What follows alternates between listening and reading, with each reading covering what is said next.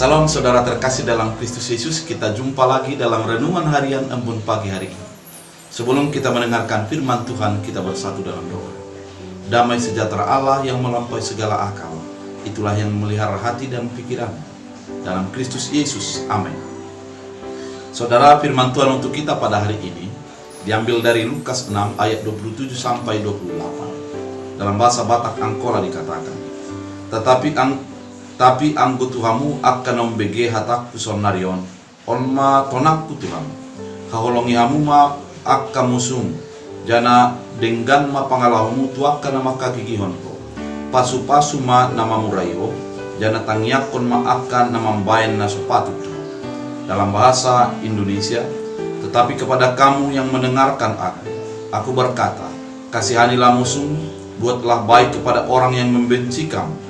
Mintalah berkat bagi orang yang mengutuk kamu, berdoalah bagi orang yang mencaci kamu. Demikian firman Tuhan. Saudara, ketika Yesus berjumpa dengan para murid-murid dan yang mendengarkannya, mereka berkata, bagaimanakah cara mengasihi? Bagaimanakah hidup di dalam kasih? Dalam dunia ini akan menjadi sesuatu apabila orang membenci, kita akan mau ikut membenci mereka. Apabila ada orang memfitnah, maka yang dilakukan adalah menjadi memusuhinya. Namun bukan demikian kasih yang diajarkan oleh Yesus Kristus. Dalam kasih Yesus Kristus adalah paradigma terbalik ataupun sebuah tindakan yang menjadi tampil beda daripada kehidupan dunia ini. Dunia mengajak kita agar membenci orang yang membenci, memusuhi orang yang memusuhi, dan mencaci orang yang mencaci. Kemudian mengutuk orang yang membenci dan memusuhi kita. Namun dalam kekristenan kita diajak untuk menjadi memiliki sebuah sikap yang baru. Bagaimanakah sikap yang baru itu? Ada beberapa kata yang dikatakan di sini. Kasihanilah musuh. Yang dilakukan adalah mengasihi musuh. Mengasihi adalah di mana kita melakukan sesuatu apa yang ingin kita dilakukan orang kepada kita, itulah yang kita lakukan kepada orang lain. Artinya ketika kita mengatakan mengasihi musuh, tidak ada sebuah titik celah bagi kehidupan kita untuk melakukan sebuah tindakan yang menjadi menyakiti dan menjadi membuat orang lain menjadi merasa tersudut. Namun kita di dalam kehidupan kita tetap mengulurkan tangan bagi orang yang memusuhi kita, melakukan pertolongan dan tindakan kebaikan bagi orang yang memusuhi kita. Kemudian berbuat baiklah kepada orang yang membenci kamu. Membenci artinya orang yang selalu ketika kita hadir ada sesuatu yang menjadi terjanggal dalam dirinya dan ingin menyingkirkan. Namun bagi orang percaya, meskipun kita disingkirkan, meskipun kita menjadi disudutkan orang lain, kita harus menjadi tetap mengasihi, berbuat baik kepada mereka. Tidak menjadi melakukan kapan aku akan melakukan sebuah tindakan kejahatan. Namun di dalam segala hal kita melakukan sebuah tindakan kebaikan. Yesus sudah melakukan tindakan ini, di mana ada sebuah ungkapan daripada Yesus. Ya Bapa, ampunilah mereka, sebab mereka tidak tahu apa yang mereka perbuat. Demikian juga kita di dalam kehidupan kita. Mari tetap melakukan tindakan kasih, berbuat baik kepada yang membenci, dan mintalah berkat kepada orang yang mengutuk kamu. Orang yang mengutuk kita pasti dia menginginkan kita agar mendapat celaka, agar kita menjadi tidak berhasil. Dan namun dalam kehidupan kita sebagai orang percaya, kita harus meminta berkat agar dia terberkati. Ada sebuah sikap yang terbalik. Ketika orang mau menginginkan kematian ataupun kecelakaan bagi kita, namun kita akan tetap mendoakan agar keberhasilan dan kesuksesan ada di tangan orang yang membenci kita.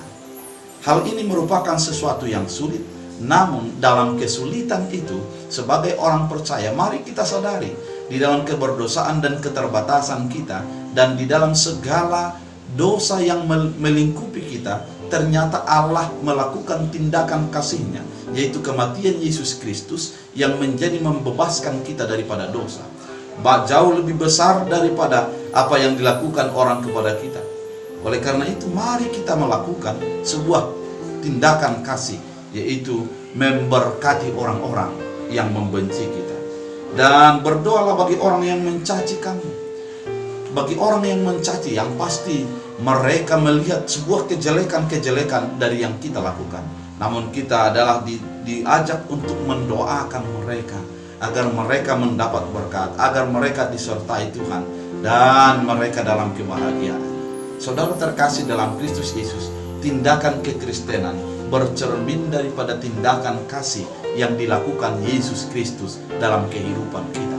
Mari kita teladani, meskipun itu berat, meskipun itu sulit, namun ketika kita melakukan, ada sebuah ketenangan bagi diri kita. Siapakah orang yang mampu berdoa bagi orang yang membencinya? Siapakah orang yang bisa mengasihi bagi orang yang ingin menganiayanya? Siapakah orang yang mendoakan orang-orang yang menginginkan kecelakaan baginya? Dia adalah orang yang tidak terinfeksi oleh karena perbuatan orang lain, yang tidak menjadi teriritasi hatinya meskipun orang lain melakukan sebuah tindakan-tindakan yang mencoba menyakiti.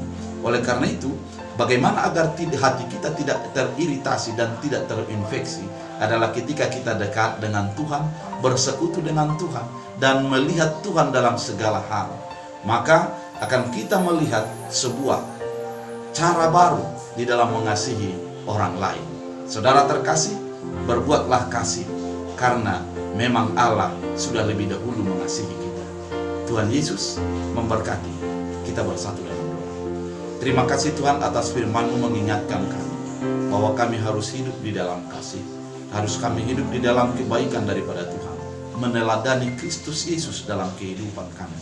Meski ada orang yang membenci, meski ada orang yang mencaci, meski ada orang yang melakukan tindakan ketidakbaikan, kami terus melakukan kebaikan, karena kami terlebih dahulu sudah dikasihi dan mendapat kebaikan daripada Tuhan.